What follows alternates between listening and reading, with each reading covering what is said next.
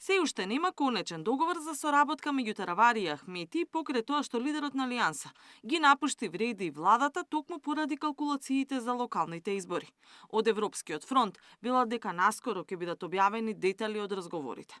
Сепак добро упатени извори велат дека колку и Таравари и Ахмети да ја посакуваат соработката, првиот интегративец има проблем со прифаќањето на екс-министерот за здравство од останатите партнери во фронтот.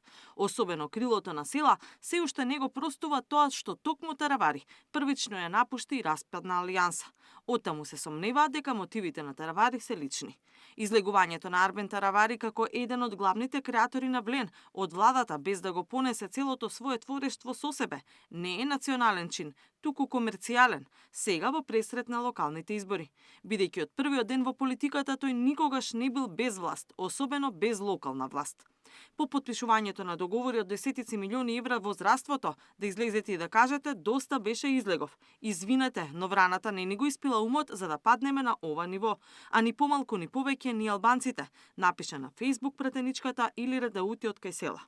Претходно Искендер Реџепи, кој е во фронтот на ДУИ, коментираше дека разговорите Таравари и Ахмети се приватни и за соработката на локалните избори ќе треба согласност од сите во коалицијата.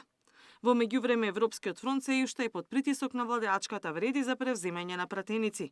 Не ја потврдуваат информацијата дека Тачи заминува на другата страна, но велат секоја партија само одлучува за себе. Значи секоја партија, политичка партија го има правото да одлучи за својата стратегија и своите постапки кои ќе ги преземе во следниот период.